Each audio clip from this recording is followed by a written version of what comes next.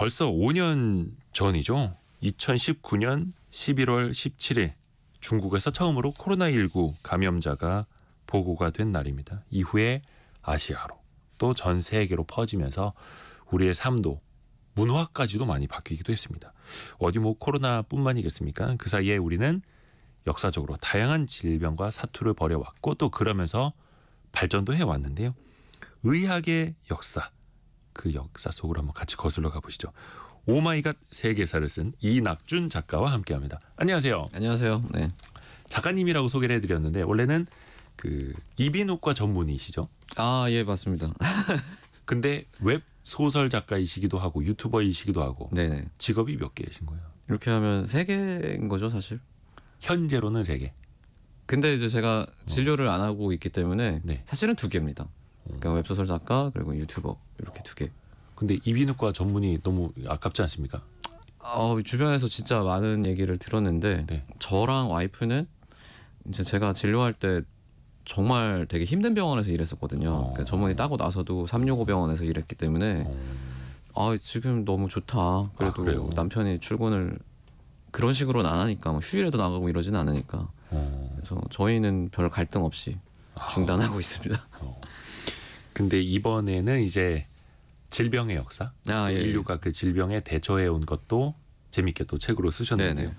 일단 우리가 가장 가까이에 큰 충격으로 받아들였던 건 이제 코로나19 네, 상황이었잖아요. 코로나19죠. 근데 특히 이비인후과 전문의셨습니다. 그쵸, 당시에는 그 거기- 현장에 계셨던 거예요? 저는 2018년까지 진료를 하고 2019년부터는 안 했는데 2019년에 사실 우리나라에 타격을 줬잖아요. 네. 근데 2018년부터 관련 학회에 있던 사람들은 중국에 뭐가 있다. 아 그래요? 지금 이상한 게 도는 것 같다. 괴질이다. 얘네가 정부가 발표를 안 하는데 이상한 게 있는 것 같아라고 해서 저희도 준비를 하고 있었는데 2019년에 코로나가 빵 넘어오면서 아하. 저희가 이제 완전 타격을 받았죠. 네. 저는 그래서 그때는 그 진료 현장에 코로나 전문 병원에는 사실은 다른 곳에서 일하는 사람이 가기가 어렵잖아요. 네. 저는 그때 마침 진료를 쉬고 있었으니까 그때 제가 자원을 해서 진료를 본 적이 있는데 제가 생각했던 것보다는 되게 무서웠습니다. 밖에서 생각하는 것보다도 좀 현장은 사람들이 되게 많이 죽고 그때는 그랬죠. 예, 되게 무서웠어요. 근데 그게 벌써 거의 5년 전이에요. 5년 전이죠. 그때는 이게 끝날까? 그렇죠. 어떻게 될까? 막연했는데 지나고 나서 보면 어떻게 보면 잘 슬기롭게 잘 넘어온 것 같기도. 예, 또 하나의 그냥 팬데믹이었던 거죠. 근데 그 전으로 거슬러 보면은 정말 많은 사람들을 공포에 떨게 했던 게 뭐 메르스도 있었고 사스도 있었고 훨씬 더 옛날로 따지면 천연두. 천연두는 뭐 그게 호암마마 할 때. 호암마마죠. 우리나라에서는 특히 그러면 천연두가 창궐하던 시절은 어땠을까요? 뭐 코로나19보다 더 무서웠을까요? 이게 이제 소를 계속해서 접촉하는 그러니까 농업 국가에서 주로 발생하는 전염병인데 네. 이게 돌면은 일단 치사율부터가 다릅니다. 치사율이 치료 안 했을 때 뭐 낮으면 20% 보통 한 60% 이렇게 나오고 이제 이게 출혈성 천연두로 넘어갔다 그러면 그냥 100% 죽거든요. 그러니까 지금 코로나는 치사율이 한 1%에서 2% 사이인데 네네네. 그것만 해도 이렇게 무서운데 예. 옆에서 20% 30% 확률로 사람이 죽고 그다음에 살아난다고 해도 이게 실명을 잘 일으켜요. 점막에 염증을 일으키는데 각막이나 이런 데 염증을 일으키니까 살아나는데 이제 눈이 안 보여. 그러면 이게 근대화 이전의 사회에서는 더 시각장애가 있으면 어려우니까 정말 너무 무서웠겠죠. 그래요. 근데 그 천연두 마마가 지금은 거의 사라졌다라고 볼 수 있는 거예요? 지금은 박멸했다고 생각을 하고 있습니다. 근데 이제 어느 연구소나 이런 데에 이제 바이러스가 있기는 있죠. 연구용으로. 네. 그러면 당시에는 치료제나 백신이 없던 시절에는 그 천연두 마마를 어떻게 치료를 했을까요? 이게 저도 조사하면서 좀 신기했는데 네. 일단 진단은 되잖아요. 이게 좀 예. 특징적인 병으로 이렇게 물집이 잡히고 이렇게 뭐 곰보처럼 일어나는 질환이니까 그래서 우리 집에 천연두가 왔다, 마마가 왔다. 그러면은 집 밖에다가 표시를 합니다. 우리 집에 마마신이 들어왔다. 너네 우리 집에 오지 마. 마마신이라고 했어요. 마마신. 왜냐하면 너무 무서우니까 호환마마, 마마신 이렇게 하면서 존칭으로 불렀거든요. 왜냐하면 그렇게 해서 나를 좀 덜 괴롭히고 가라 이런 식으로. 그래서 바깥에다 이렇게 걸고 그걸 이제 고울 수령이 우리 고울에 이게 돌아? 그러면 이제 바로 중앙 정부에 이제 보고를 하고 그러면 임금님이 상황을 봐서 이 고을하고 인접한 몇 고을 옆 고을은 폐쇄를 해라. 봉쇄령. 네, 봉쇄령을 하자. 그러면 이제 격리가 되는 거죠. 뭐 당시 조선 경제가 사실 이렇게 막 유통이 활발한 시대는 아니었으니까 네. 크게 부담은 없었을 것 같아요. 지금처럼은. 그래서 그렇게 봉쇄를 하고 한 14일 정도 지나면은 대개 사람들이 경험적으로 이 마마가 낫는다는 걸 알고 있었기 때문에 14일이 지나면은 마을에서 이제 무당을 불러가지고 마마 배송굿이라는 걸 했습니다. 이제 마마가 떠나간다 이렇게 구술하는 거죠. 그래서 우리 마을에 이제 마마가 끝났다라고 이런 식으로. 그래서 격리를 하고 기다리는 걸로 치료를 했던 것 같아요. 거의 2주간만 잘 버티면 예. 나을 수 있었다. 그런데 치사율은 20%에 육박을 했던. 엄청 무서웠죠. 그래서 뭐 당시에도 사실은 이제 역병 돌면 격리하는 게 가장 또 그쵸. 수순이었던 거네. 그 병자호란 당시에서도 이게 많이 돌았던. 아, 예. 그 우리나라는 계속해서 돌았어요, 사실은. 그러니까 매년 있었던 거거든요, 이게. 농업 국가들은 소랑 계속 접촉을 하는데 이게 인수공통감염병이라서 계속 같이 돕니다. 근데 이제 병자호란 일으킨 만주팔기는 네. 유목민이잖아요. 그러니까 네. 그 사람들은 천연두에 대해서 더 면역력이 없어요. 아하. 우리나라 사람은 걸려도 20% 정도인데 여기는 걸리면 무조건 죽거든요. 아하. 그러니까 내려왔다가 느루아치, 그러니까 청태종이 무서운 거예요. 병사들이 자꾸 죽어나가는데 이게 사실 형태도 무섭게 죽고 이러니까 항복만 받고 더 뭘 안 하고 그냥 빠져나갔습니다. 이렇게, 여기서 더 있다가는 나도 죽겠다. 그래서 이렇게 좀 도움이 된 면도 있죠. 자연 방벽처럼 이렇게. 병자호란 당시에 청나라 태종이 호환마마. 그러니까 네. 호환은 일으켰습니다만 마마가 더 무서워서. 네, 마마가 너무 무서워서 간 거죠. 야, 그래요. 이게 사실 웃을 수 없는 역사이긴 한데. 그렇죠. 사실 끔찍한 역사인데. 또 말라리아도 물론 이제 예. 지금도 뭐 더운 지역에서는 좀 있는 걸로 알고 있는데 지금도 무서운 병이죠. 최대 매년 5억 명이 감염된다. 네, 이게 말라리아가. 더운 지역에서 주로 생기는데 사실 열대우림이 있고 이런 지역들이 개발도상국들이 많다 보니까 의료 인프라도 조금 낙후된 부분들이 있고 모기 비피즈라든지 모기장 같은 것도 잘 안 되고 하니까 5억 명 정도가 감염이 되고 매년 수백만 명씩 죽어요. 말라리아로. 사실 지금까지 지금도요. 인류를 제일 많이 죽인 질환입니다. 말라리아가. 이게 그 모기한테 물려서 시작된 네, 모기한테. 걸로 알고 있는데 그러면은 이게 말라리아 예방 접종이 있잖아요. 예를 들어서 어디 동남아 지역이나 이런 데 가시는 분들은 접종이 말라리아 아니고 예방 약을 먹죠. 약을 먹는 거예요. 네, 약을. 그럼 그 효과는 어때요? 그 체류하는 동안에는 괜찮을 수 있어요. 며칠이다 뭐 이러면은. 계시는 동안 그러니까 오래 있어야 된다. 그러면 사실 이제 모기한테 접촉하는 것 자체를 피해야 되고 만약에 증상이 생긴다 그러면은 좀 슬픈 얘기인데 호바라는 지역에서는 오히려 대응이 잘 안 되거든요. 우리나라로 와서 치료를 받아야 좀 되는 경우도 있습니다. 그럼 이제 현지에서는 말라리아가 계속해서 이제 일어나고 있는 지역에 계시는 분들은 이게 면역의 개념이 있는 병이에요? 면역이라기보다는 이게 시클셀 빈혈이라고 예. 그 적혈구가 겸상적혈구라고 이게 약간 낫처럼 생긴 게 있어요. 낫. 네, 이게 일반적으로 우리나라 같은 위도다. 예. 그러면 생존에 불리합니다. 왜냐하면 얘가 일반적인 적혈구에 비해서 그 산소를 이렇게 옮기는 게 떨어져요. 예. 근데 이게 생긴 게 이상하니까 말라리아에 강하거든요, 얘가. 그래서 동남아 지역에 가면은 다른 지역보다 그런 선천성 장애라고 하는데 오히려 그 질환을 가진 사람들이 훨씬 많이 생존해 있어요. 좀 특이한 그러게요. 유병률이 있습니다. 5798님이 이낙준 작가님 AI 닥터 웹툰으로 잘 보고 있습니다. 아, 네. 감사합니다. 재밌어서 밤에 보면 안 된다고 잠을 못 잔다고. 다방면으로 또 활동을 하고 있고 우리는 질병의 역사 네네. 이야기를 또 들어보고 있습니다. 근데 또 재미난 이야기가 책에 나오더라고요. 지금은 뭐 당연히 뭐 화장실 갔다 와서 손을 씻는 문화가 너무나 당연히 돼 있고 그렇죠. 지금은 너무 당연히 코로나19 겪으면서도 손 씻기에 대한 인식도 확실히 엄청나게 올라갔는데 올라가고 있죠. 근데 200년 전만 하더라도 의사들이 손을 안 씻고 수술을 했다. 그렇죠. 이게 황당한 건데 사실 저희 어렸을 때는 아폴로 눈병 맨날 돌았잖아요. 아폴로 눈병 그게 오랜만에 손 안 들어보네. 씻어서 생기는 거거든요. 아 그래요? 근데 이제 신종플루가 한번 돈 다음에 그때 손씻기 운동을 대대적으로 한 다음에 이후로 아폴로 눈병이 우리나라에서 거의 사라졌습니다. 그렇게 손씻기가 되게 중요한 개념이고 지금 병원에서는 암행어사처럼 사복 입은 사람들이 환자처럼 꾸미고 각 병동에서 의사나 의료진들이 손 씻는지 안 씻는지 보고 17층 몇 병동은 뭐 의사들은 손 씻는 확률이 92%, 간호사는 93% 이런 식으로 기록을 해서 보고를 하게 돼 있거든요. 아니 뭘 할 때 어디 화장실에서 지켜보고 있는 거예요?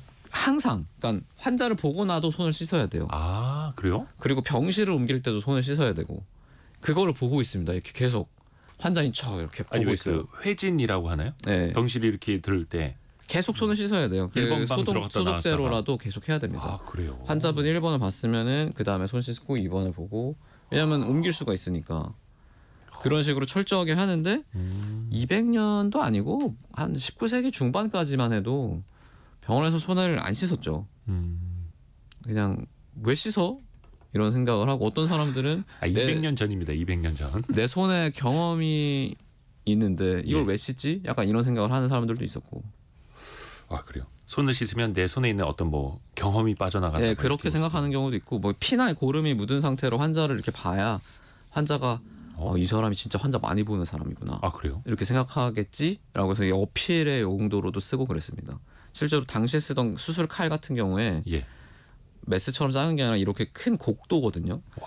왜냐하면 이제 절단술을 해야 되니까. 근데 여기 이제 다른 사람의 피나 살점들이 이렇게 일부러 덕지덕지 묻혀놓고 이렇게 광고를 했어요. 내가 이렇게 많이 했다. 내가 이렇게 수술 많이 하는 의사다. 내가 이렇게 잘한다. 이런 식으로. 아니 그러면 이게 언제부터 인식이 좀 바뀌었을까요? 손 씻기에 대해서는? 이게 이제 19세기 정도 되면은 산업화가 진행이 되면서 도시화가 이미 유럽은 엄청나게 진행이 됐을 무렵이거든요. 네. 사람들이 많으니까 거기 종합병원이 생기는 거예요. 근데 종합병원에 사람들을 모아놓고 손을 안 씻으니까 이제 정말 많은 사람들이 죽어나가기 시작하는데 제일 취약한 게 산모입니다. 왜냐하면 애를 받으려면 의사가 이렇게 점막에 손을 대잖아요. 이런 경우에. 근데 이제 애를 낳다 보면 상처가 나는데 거기를 통해서 이제 감염이 일어나니까 이 당시에 뭐 장갑도 없이 그냥 맨손으로 했는데 안 씻고 하니까 그래서 그 당시에 막 산모 사망률이 막 60% 70% 막 이렇게 올라가요. 60-70%요? 그러니까 병원에 입원하면 죽는다 막 이런 식으로 소문이 나니까 그 중에 이제 그 병원에 처운의 꿈을 안고 입사를 했던 제멜바이스라는 의사가 나는 병원 들어와서 이제 환자 살릴 줄 알았는데 너무 많이 죽으니까 이상한 거예요. 그래서 계속 부검도 하고 연구도 하는데 뭐 선생님들한테 물어보면은 이게 공기가 안 좋아서 그렇다. 아니면 뭐 땅의 기운이 좀 안 좋다. 아니면 저 환자가 그냥 재수가 없었다. 이런 식으로만 설명을 하니까 혼자서 고민을 하다가 자기 동료가 우연히 그 시신 부검을 하다가 상처가 나가지고 죽어요. 그 감염으로. 근데 이 시신 그 동료 시신을 부검을 해봤더니 산모랑 똑같은 거예요. 아내가. 그래서 이거 시신에 뭐가 있어가지고 이게 우리한테 들어오는가 보다. 그 감염이라는 개념이 아직은 없었을 때니까. 그래서 이게 뭐가 일으키는 건지 모르겠는데 그런 식으로 일으키는 것 같다. 그러니까 우리가 적어도 시신을 부검하고 난 다음에는 손을 씻어야 된다. 그 전까지는 해부학실에서 이렇게 부검하다가 뭐 1번 선생님 뭐 환자 애 나올 것 같습니다. 그럼 가서 그냥 그대로 해가지고 감염이 일으키고 그랬으니까 그거를 교정해야 된다라고 해서 그때부터 손을 씻기 시작한 거죠. 아니 그 수백 년 전에도 의술이라는 건 다 있었을 텐데 근데 가장 기초적인 위생에 대한 개념은 그럼 없었던 거네요. 이게 시대마다 달라요. 이게 이제 산업화가 되면서 사람들이 좀 더 저는 좀 교만해졌다고 생각을 하거든요. 그 시기 사람들이 우리 다 할 수 있어 라고 생각하면서 이제 이전에 경험적으로 지켰던 절차들을 안 했던 거죠. 오히려 이때 조산사들은 손 씻었거든요. 물로라도 손을 씻었는데 조산사들은 정규교육 안 받은 사람이잖아.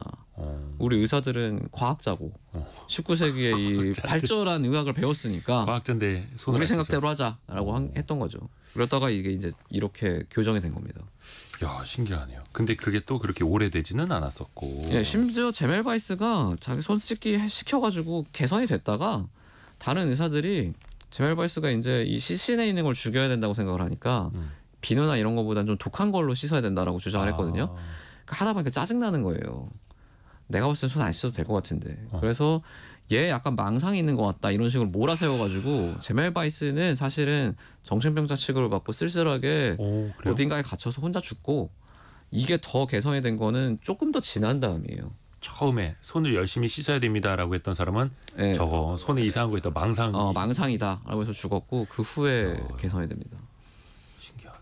근데 요즘에 이제 의학 드라마나 실제로 이제 병원 가서 수술 준비하시는 이제 의사 선생님들 보면은 수술을 해서 뭐가 피가 묻어서가 아니라 들어가기 전에도 빡빡 씻으시더라고요. 엄청 빡빡 솔 솔로 같은 이렇게 걸로 쭉쭉쭉. 손톱 사이도 하고 네, 막 무슨 하죠. 뭐 뻘건 약으로 팔뚝까지 다 씻고. 네, 그렇죠. 왜 그렇게까지 하는 거예요? 이게 실제로 감염률의 차이가 있습니다. 장갑을 끼긴 하지만 네.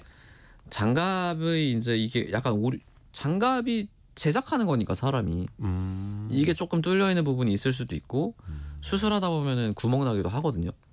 근데 그 순간에 이게 감염이 될 수도 있잖아요. 그러한 일을 미연에 방지하기 위해서 이제 그 절차대로 손을 씻으면 한 5분에서 10분 정도가 걸려요. 이걸 이렇게 솔로 닦으면 5분은? 네, 이렇게 해서 손 씻는 데만. 씻어내고 들어가게 돼 있습니다. 왜냐하면 그 감염률의 차이가 나고 감염률이 결국에는 수술 후에 약해진 환자가 죽거나 사는데 영향을 미치기 때문에 이게 이제 절차적으로 다 그냥 마련이 돼 있는 거죠. 그러면 한겨울에 손 많이 트고 막 이럴 텐데 매번 그렇게 5분씩 손을 씻으면은 피부가 그때는 따뜻한 남아나나요? 물이 나옵니다. 아니 따뜻한 물이 나와도 막 건조해지고 막 그러잖아요. 그래서 못하는 경우도 있어요. 외과를.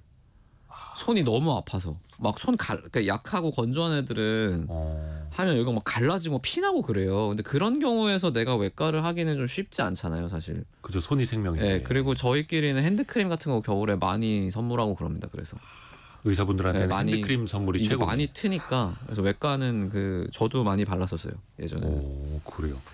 아까 수술 장갑 장갑, 이야기해 주셨는데 예. 진짜 수술 장갑 그러면 생각해 보면 이거 획기적인 발명품이었던 거네요. 어마어마한 거죠. 생각을 못했던 거죠. 특히 작가님은 이게 세상에서 가장 로맨틱한 발명품이라고 하시던데요. 네, 저는 그렇게 생각합니다.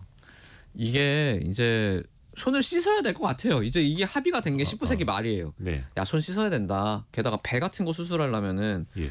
배는 원래 밀봉돼 있는 상황이고 안에는 균이 없는데 열었으니까 네. 감염 생기면 죽잖아요. 네. 그래서 손을 진짜 열심히 씻게 만듭니다. 막 이런저런 막 염화석. 그러니까 지금은 소독약으로도 잘 안 쓰는 독한 걸로 손을 씻고 이제 들어가서 수술을 하는데 그 중에 이제 윌리엄 할스테드라고 이 사람이 그 하버드 의과대학 병원의 초기 창립자 중에 하나예요. 네. 미국 외과 의사의 아버지고 엄청 유명한 사람이거든요. 실제로 뭐 유방절제술도 이 사람이 완성했고 담낭절제술도 현대적인 개념으로 만든 게 이 사람이고 대단한 사람인데 이 사람이 젊었을 때 이제 전신 마취는 되는데 이때 국소 마취가 없었어요. 근데 국소 마취만 해도 되는 경우가 있을 거 아니에요. 네. 근데 그때 이제 유럽에서 당시에는 미국보다 유럽이 더 선진국이었으니까 유럽에서 논문이 하나 나오는데 야 코카인이라는 게 마취제로서 굉장히 훌륭하다 국소 마취로. 그래서 이 사람이 자기한테 실험을 해봐요. 코카인이 마약이라는 거 이 당시에 몰랐으니까. 네네. 그래서 해봤더니 진짜 얼얼하니 마취가 되고 쟤도 모르겠는 거예요. 근데 이 사람이 그때 코카인에 중독이 됩니다. 그러니까 마약 중독이 된 상태에서 수술을 하려니까 본인이 똑똑한 사람이잖아요. 그러니까 네. 나 코카인을 하고 하니까 수술이 잘 안 돼. 참아요 평소에. 네. 참으니까 하고 싶은데 참는 게 있으니까 승질이 점점 안 좋아질 거 아니에요. 원래도 그렇게 좋은 사람이 아니었다는데 화가 많아요. 근데 이 화가 많은 걸 어떻게 풀까 하는데 이제 손을 씻지 않는지를 보면서 예. 정당하게 혼낼 수 있잖아요. 제자를. 너 내가 8번 하라 그랬는데 안 했지. 이렇게 해서 이 사람이 이제 그거를 이렇게 풀기 시작하는데 네네네. 실력이 너무 좋으니까 제자들도 들어오고 팀은 잘 굴러가요. 네. 그런 상황에서 어떤 간호사가 들어오는데 너무 이쁜 거예요. 갑자기? 너무 네. 이뻐. 네. 그래서 이 사람을 보면은 내가 코카인 안 해서 지금 힘든데도 오. 미소가 지어지고. 그러니까 이제 사랑이 시작된 거죠. 짝사랑이. 마약보다 더 좋은 사랑. 마약보다 더 좋은 사랑이 시작된 거예요. 할스테드 좀 박사님이. 낫네요. 예. 훨씬 낫죠. 예. 근데 천청명합 같은 소식이 전해집니다. 예. 이 간호사가 손 씻기가 너무 힘들어서 외과를 간둘 수도 있다.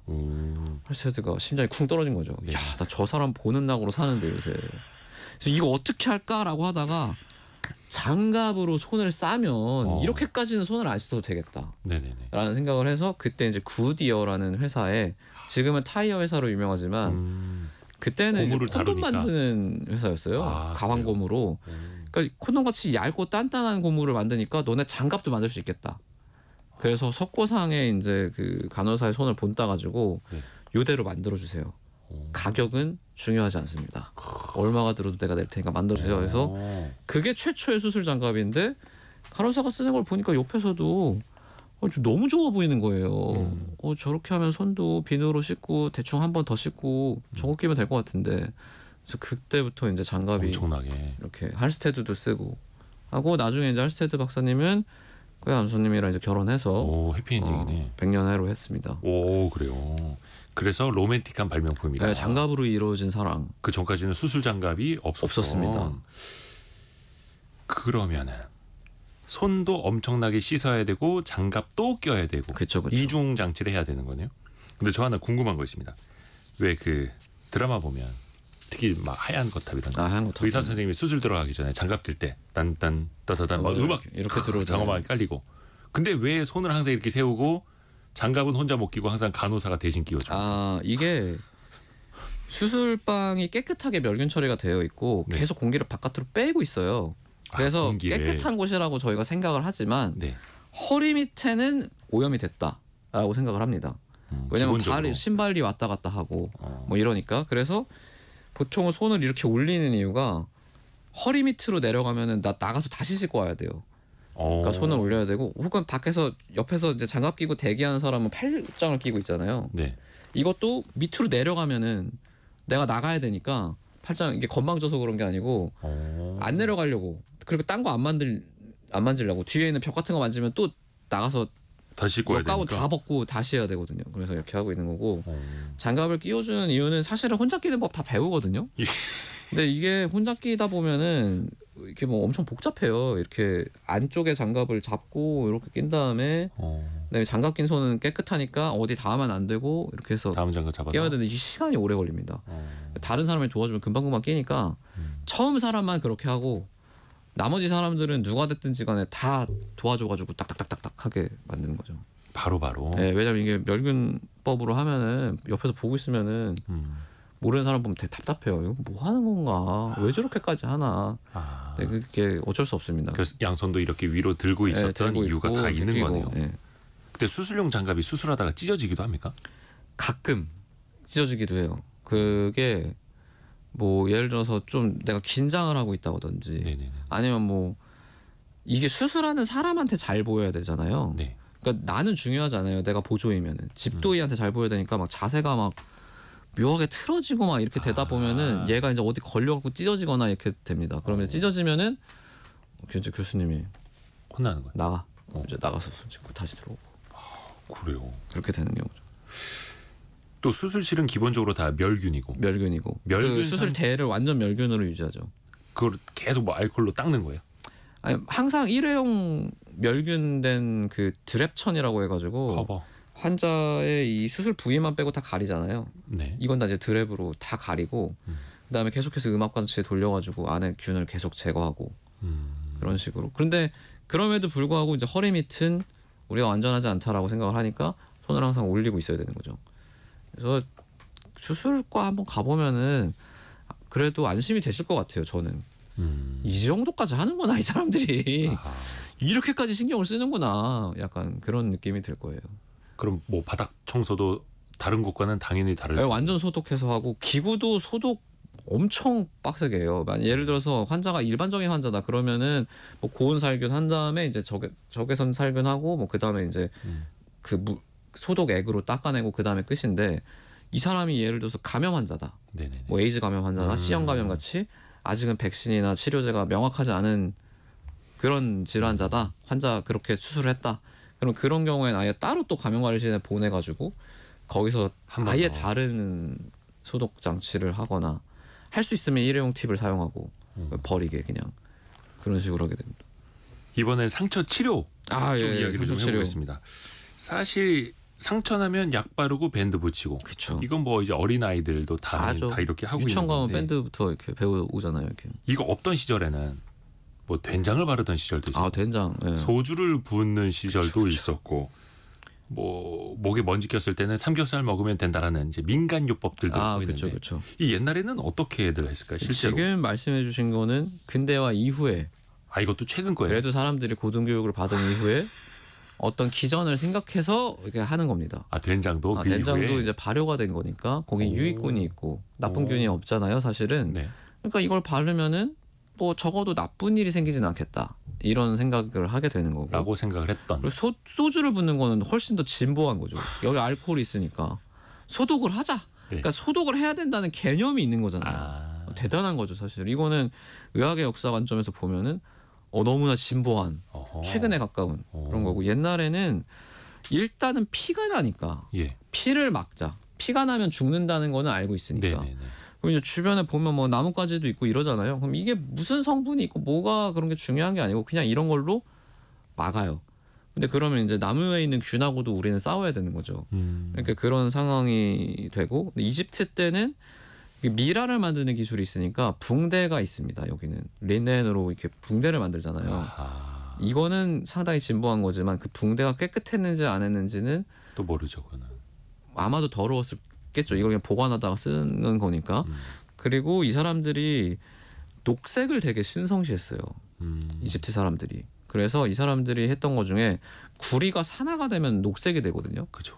이거를 바르면 나을 거다라고 해서 구리를 바르기도 하고 비소가 산화가 되면 녹색이 되는 경우가 있어요. 어떤 특정한 상황에서 비소는 독인데 그걸 바르기도 하고 우연히 빵에 곰팡이가 폈는데 녹색으로 피면 그걸 발라보기도 했습니다. 근데 이거는 뭐 녹색이면 다 좋은 줄 알고. 페니실린의 원료가 되잖아요. 아하. 이런 경우에 또 낫는 거예요.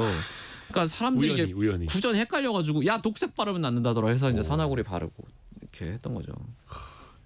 약간의 이제 맹신이 있었던 건데 생겼죠. 어쩌다가 한번 그게 통하니까 이게 또 확률적으로 옳은 줄 알고 그게 착각을 막 했었던. 너무 또 와전이 돼가지고. 근데 아까 그 말씀하셨던 그러면은 그래도 이제 최근 근대화로 와서 된장 바르고 소주 붓고 이런 민간요법이 괜찮았던 겁니까? 사실 된장은 괜찮진 않죠.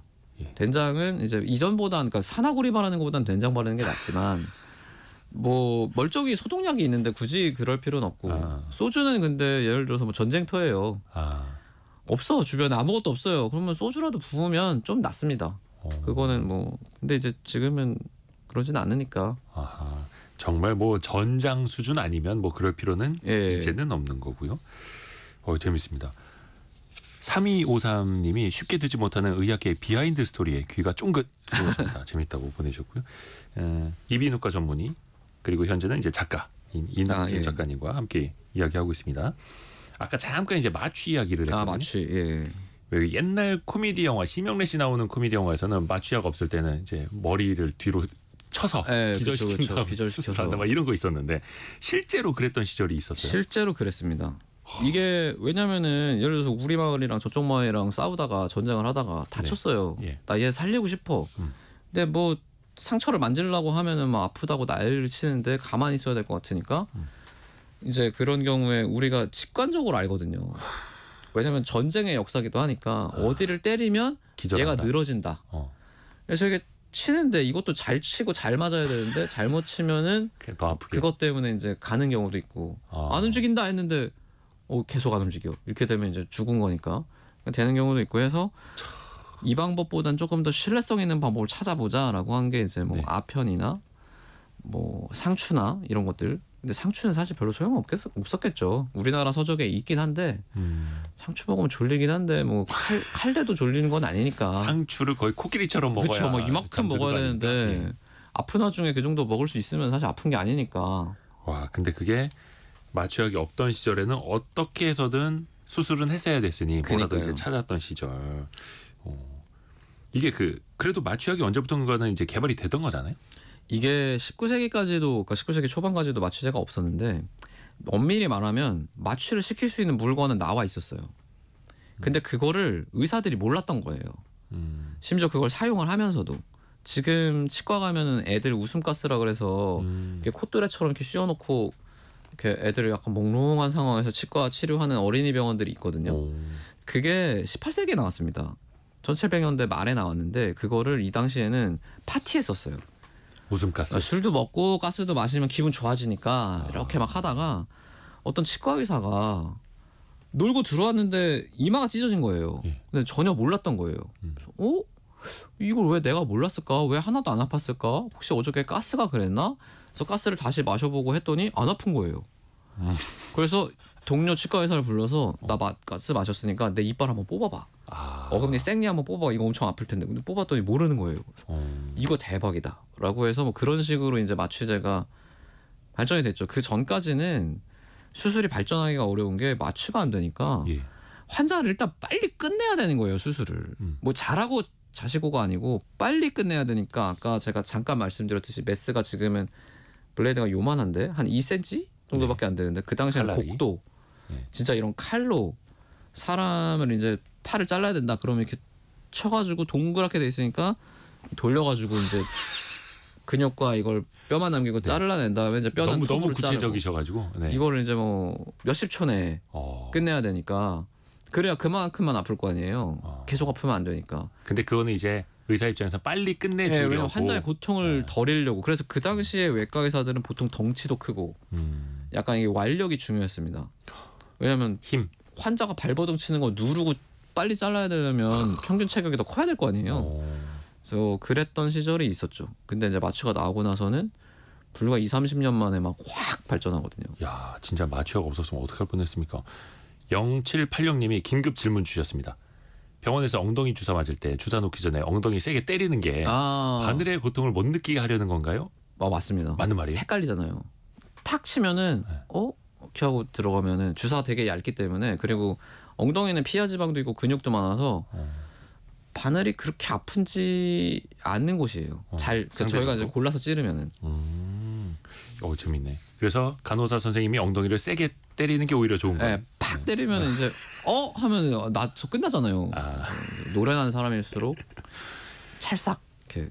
오늘 할 얘기가 되게 많은데 탈모의 역사도 있습니다. 탈모도 일종의 병으로 질환이. 그러니까 이거를 자꾸 막 희화하고 놀리고 막 이렇게 사석에서 놀리는 거는 괜찮은데 막 공적인 자리에서 놀리고 하는 게 큰일 나죠. 이건 질환입니다, 사실은. 탈모. 친구들 사이에서도 이건 얘기하면 안 돼요.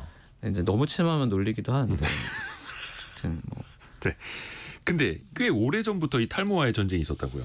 이거는 사실은 남성 호르몬이랑 연관이 있기 때문에 그냥 고대부터 인간의 탄생부터 있었을 텐데 기록에 나온 거는 기원전 12세기에 이집트 파라오가 있어요.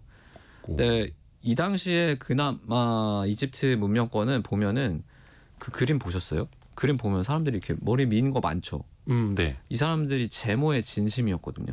겨드랑이 털도 밀고 심지어 뭐 사타구니 털도 밀고 이렇게 할 정도로 그거를 되게 중요하게 생각했던 사람들이라서 그나마 이때는 탈모가 크게 문제가 안 됐음에도 불구하고 나는 민 게 아닌데 빠진 거잖아요, 파라오가.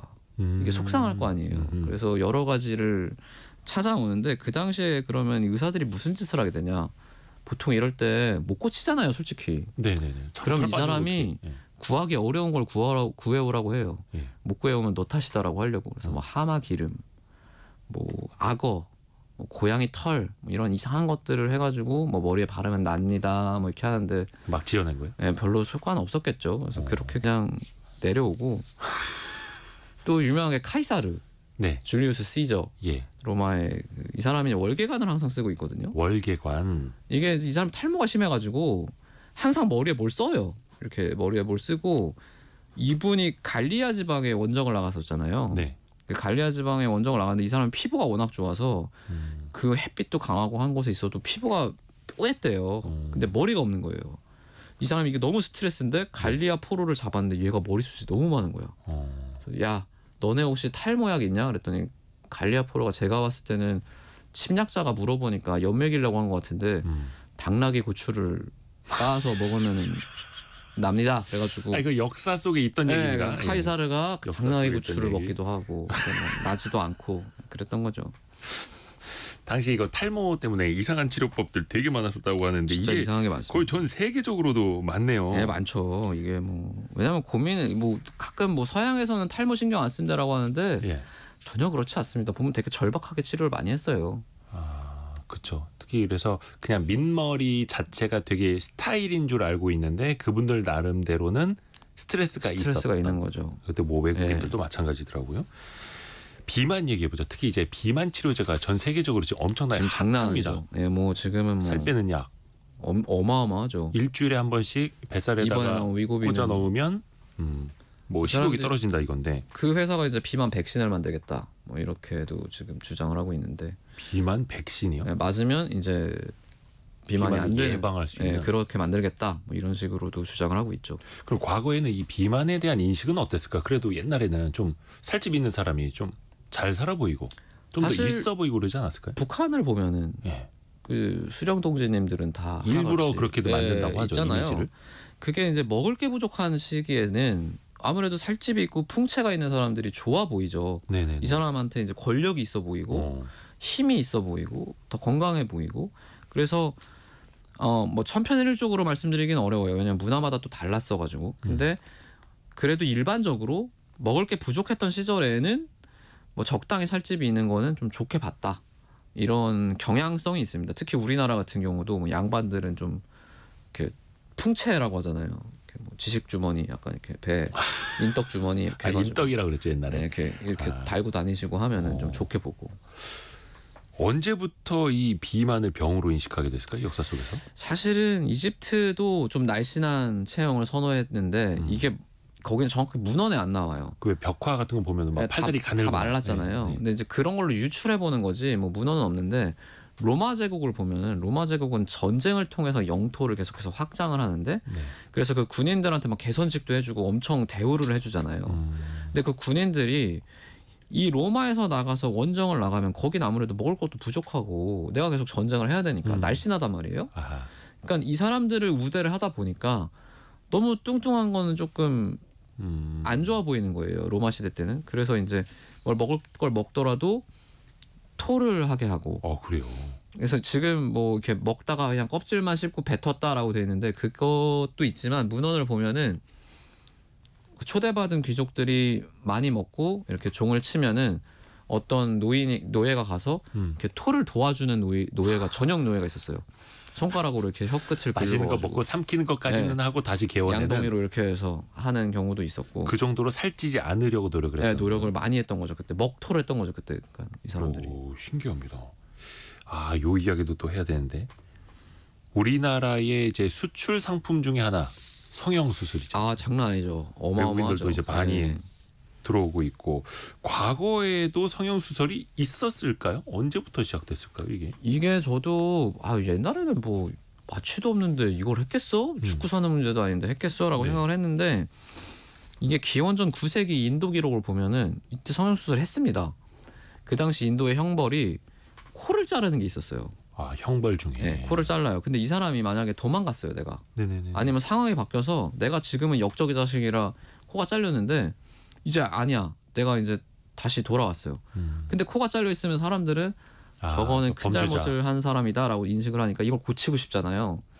이때 근데 슈스르타라는 의사가 지금도 이비인후과에서 코 재건할 때 쓰는 방법을 씁니다. 코 재건술. 네, 이 이마에 보면 이렇게 혈관이 올라가거든요. 네네네. 그 중에 하나를 이렇게 따서 이 피부 편을 돌려서 코에 이렇게 맞춰준 거예요. 우와. 이거는 사실은 엄청나게 진보된 수술이거든요. 네네네. 근데 그거를 기원전에 인도에는 했다는 기록이 그냥 남아 있어요. 그래서 저는 슈스르타라는 사람은 시간 여행자가 아닌가라는 생각을 하는데 왜냐하면 다른 역사에도 계속 나오거든요. 그래서 이 사람은 그런 생각을 하고 이게 이제 유럽에도 전례가 된 거는 대항해 시대 때 이제 신대륙에서 콜럼버스 아저씨가 가서 뭐 좋은 것만 들고 온 건 아니고 가서 뭐 원주민들하고 이제 즐거운 시간을 갖고 매도극에 걸려서 유럽에 돌아오거든요. 근데 유럽에서도 콜럼버스 아저씨가 완전 슈퍼스타였잖아요. 야, 신대륙을 발견한 사람. 너무 대단하다. 인기가 많았어요. 그래서 이제 매독이 번지는데 이런 병이 원래 인류하고 접촉한 지 얼마 안 됐을 때는 더 독합니다. 그쵸. 지금 매독보다 훨씬 심해가지고 그때는 코가 떨어지는 경우가 있었어요. 썩어가지고. 그래요. 그러니까 이게 이제 그런 환자가 너무 많아지니까 유럽에서 이제 코 성형술이 그때부터 이렇게 시작이 된 거죠. 사실은 이제 치료로 치료를 하려고. 시작이 되었다가 그게 언제부턴가 이제 미용으로 갔던 거고. 네, 뭐 1차 세계대전, 2차 세계대전 겪으면서 이제 참호전을 하니까 얼굴만 내놓고 싸우잖아요.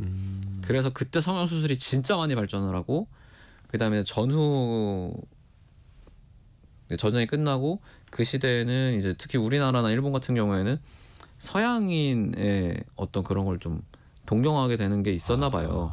아무래도 잘 살고 하니까. 그래서 이제 서구형으로 우리는 바꾸고 싶고 그래서 그런 식으로 우리나라는 성형수술이 또 발전을 했죠. 최윤영님이 선생님 너무 재밌으세요. 그리고 박미영님이 듣다가 작가님 너무 궁금해서 라디오 보이는 걸로 키셨다고. 오마이갓 세계사를 쓴 이비인후과 전문의이자 유튜버이자 웹소설 작가이자 일단 직업이 많습니다. 이낙준 작가님 함께했고요. 네. 시간이 너무 금방 가서 다음에 또 한번 모셔야겠습니다. 너무 감사드립니다. 감사합니다. 고맙습니다. 네. 라디오 정보센터 다녀옵니다.